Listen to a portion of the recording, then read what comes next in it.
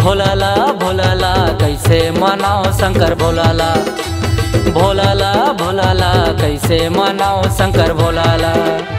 वो रिसाए बाबा बड़े मताए, चुंदी के लटलमा के बड़े बयाए, भांगे धतूरा पी के माते टोला। भोलाला भोलाला कैसे मनाओ शंकर भोलाला, भोलाला भोलाला कैसे मनाओ शंकर भोलाला।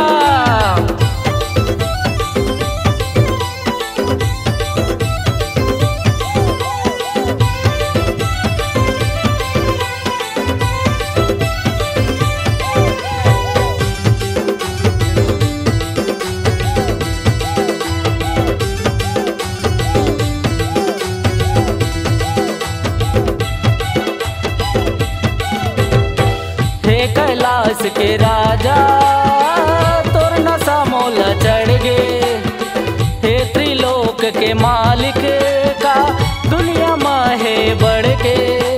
भोले बाबा तोर टोली टोला, कांवर ले जल चढ़े लोटा लोटा, हे शंभुनाथ बोलो ढोली ढोला।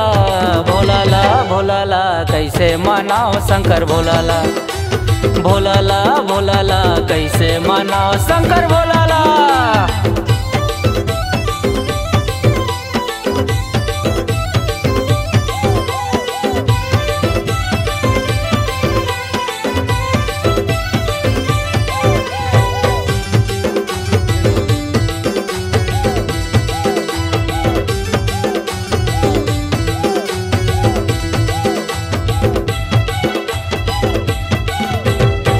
कारी सावन महीना बिजली चम चम चमके, खांदे कांवर ला धर के बम बोले गबरू मन के।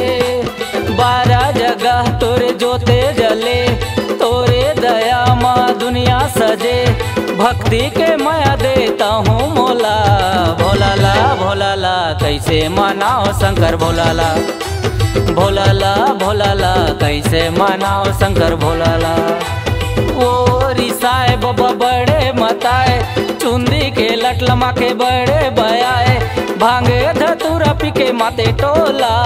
भोलाला भोलाला कैसे मनाओ शंकर भोलाला, भोलाला भोलाला कैसे मनाओ शंकर भोलाला, भोलाला भोलाला कैसे मनाओ शंकर भोलाला, भोलाला भोलाला कैसे मनाओ शंकर भोला।